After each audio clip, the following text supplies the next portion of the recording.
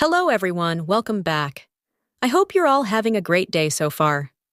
Today, we're going to discuss the two new notifications that the Social Security Administration has issued and their contents.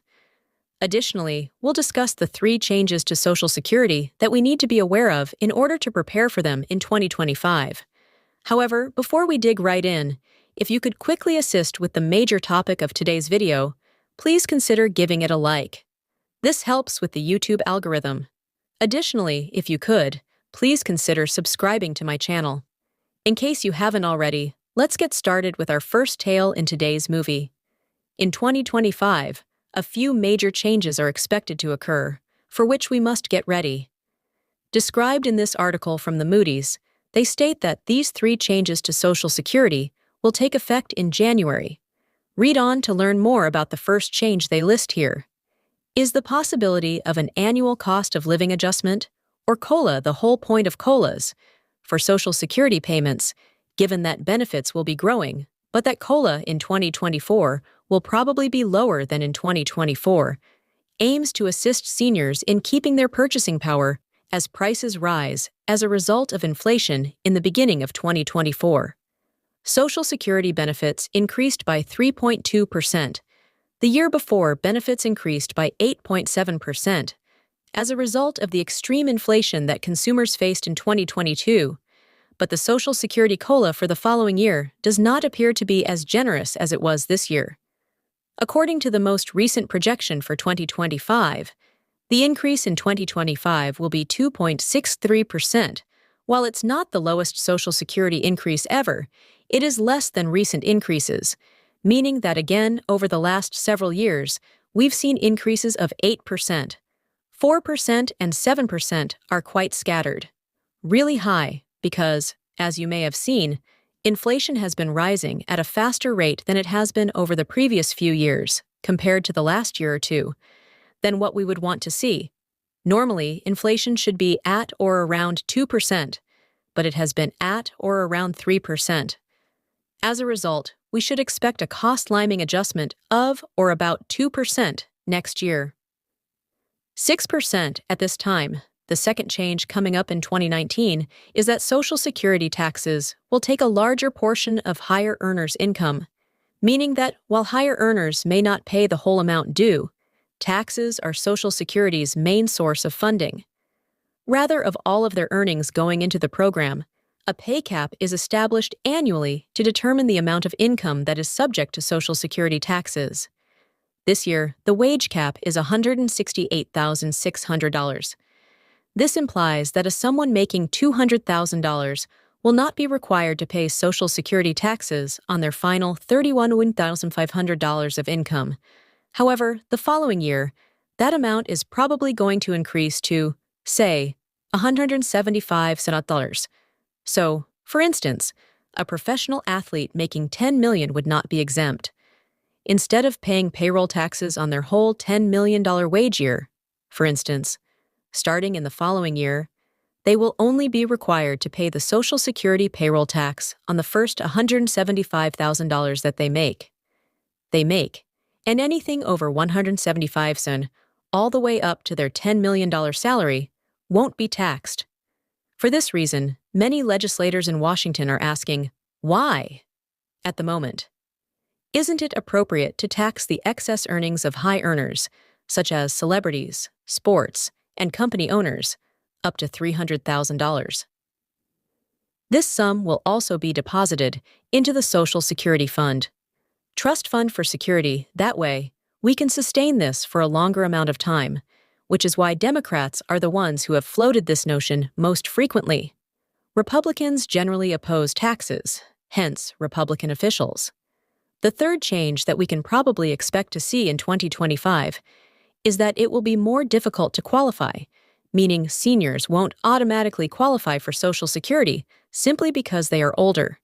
They are strongly opposed to that proposal. A single work credit is worth $1,730 in 2024.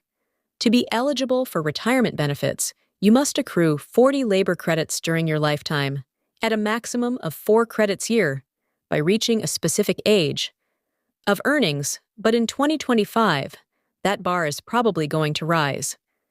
Consider putting in more hours if you work a very part-time job in order to meet the requirements for Social Security benefits.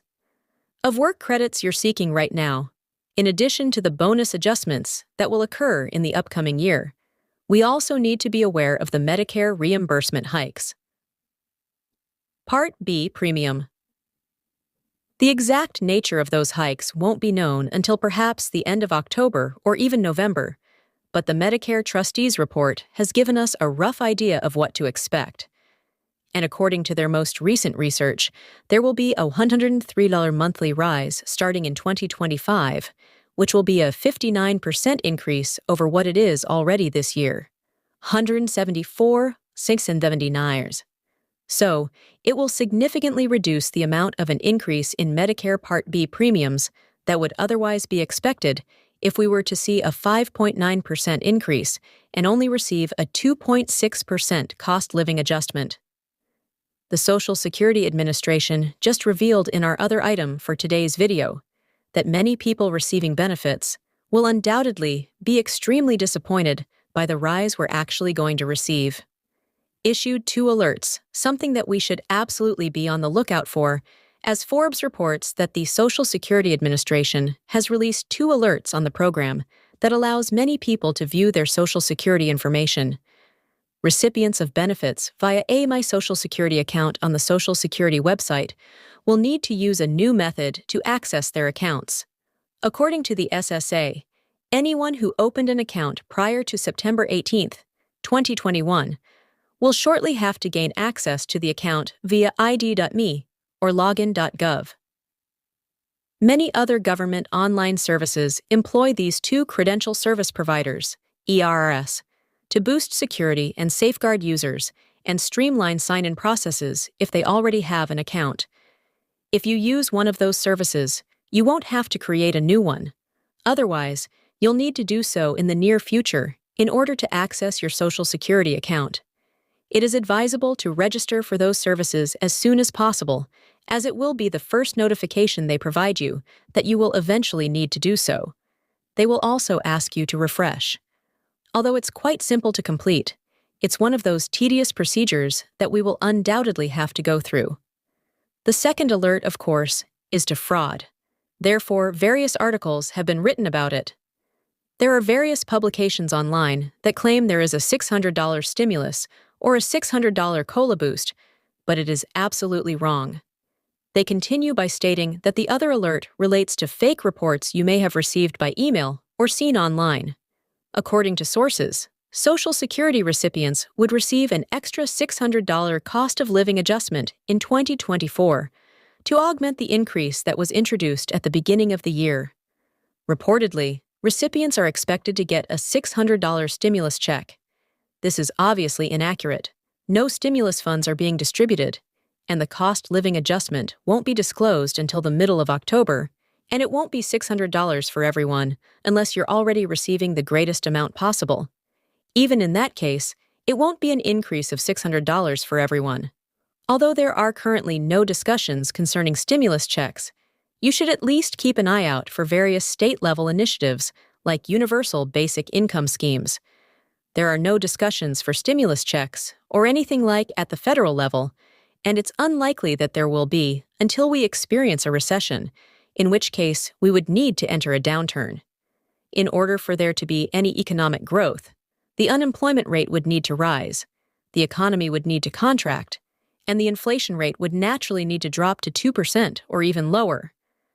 Discusses a potential stimulus check that wouldn't happen until at least 2025, but we'll have to wait and see. That's all we got for today's video, which I sincerely hope you enjoyed and found useful. I would be very grateful if you could give this video a like, and, if you haven't already, consider subscribing to my channel. I'll see you in the future video.